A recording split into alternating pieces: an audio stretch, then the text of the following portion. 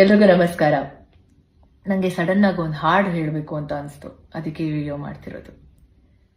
ಎಲ್ಲಾದರೂ ಇರು ಎಂತಾದರೂ ಇರು, ಎಂದೆಂದಿಗೂ ನೀ ಕನ್ನಡದವನಾಗಿರು. ನಾನು ಯಾಕೆ ಈ ಮಾತು ಹೇಳ್ತಿದ್ದೀನಿ, ಯಾಕೆ ಈ ಹಾಡು ಹೇಳ್ತಿದ್ದೀನಿ ಅಂತ ನಿಮ್ಗೆಲ್ರಿಗೂ ಗೊತ್ತಾಗಿದೆ ಅನ್ಸುತ್ತೆ. ಕನ್ನಡ, ಕರ್ನಾಟಕ ಅಂತ ಬಂದ್ರೆ ಪ್ರತಿಯೊಬ್ಬ ಕನ್ನಡಿಗನಿಗೂ ಇಟ್ಸ್ ಅನ್ ಇಮೋಷನ್.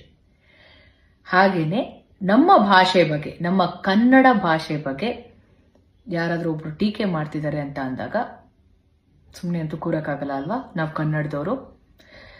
ನಾವು ಕನ್ನಡದವರು ಎಂತ ವಿಶಾಲ ಹೃದಯದವ್ರು ಅಂದ್ರೆ, ಪ್ರತಿ ಭಾಷೆ ಸಿನಿಮಾನ ನೋಡ್ತೀವಿ, ಪ್ರತಿ ಭಾಷೆ ಸಿನಿಮಾ ಹಾಡುಗಳನ್ನ ಕೇಳ್ತೀವಿ, ಆರ್ಟಿಸ್ಟ್ಗಳನ್ನ ಎಂಕರೇಜ್ ಮಾಡಿ ಸಪೋರ್ಟ್ ಮಾಡ್ತೀವಿ, ಟೆಕ್ನಿಷಿಯನ್ಸ್ನ ಸಪೋರ್ಟ್ ಮಾಡ್ತೀವಿ.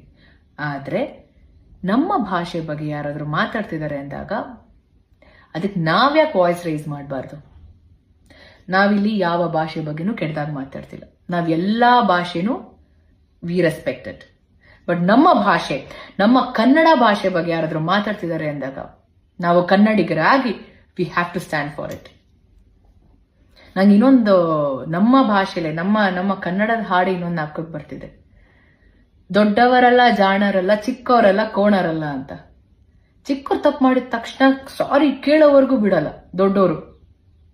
ಆದ್ರೆ ದೊಡ್ಡವ್ರು ತಪ್ಪು ಮಾಡಿದ್ರೆ, ತಪ್ಪು ಮಾಡಾದ್ಮೇಲೆ ಕ್ಷಮೆ ಕೇಳೋದ್ರಲ್ಲಿ ಏನ್ ತಪ್ಪಿದೆ? ಕನ್ನಡನ ಸರಿಯಾಗಿ ಮಾತಾಡದೇ ಇರೋರ್ನ ನಾವು ಹೀಗಲ್ಲ ಹೀಗೆ ಕನ್ನಡ ಮಾತಾಡೋದು ಅಂತ ತಿಳಿಸ್ತೀವಲ್ಲ, ಕಲಿಸ್ತೀವಿ ಆಕ್ಚುಲಿ.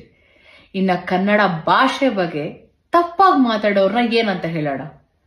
ನವೆಂಬರ್ 1ನೇ ತಾರೀಕು ಕನ್ನಡ ರಾಜ್ಯೋತ್ಸವ ಸೆಲೆಬ್ರೇಟ್ ಮಾಡ್ತೀವಿ. ನಾವ್ ಎಲ್ರೂ ಸಹ ಪ್ರತಿಯೊಬ್ಬ ಕನ್ನಡಿಗ ಅವರವರ ಸೋಷಿಯಲ್ ಮೀಡಿಯಾ ಪ್ಲಾಟ್ಫಾರ್ಮ್ ಅಲ್ಲಿ ಅವರವರ ಪ್ರೀತಿನ, ಅವರ ಅಭಿಮಾನನ ತುಂಬಾ ಚೆನ್ನಾಗಿ ವ್ಯಕ್ತಪಡಿಸ್ತೀವಿ.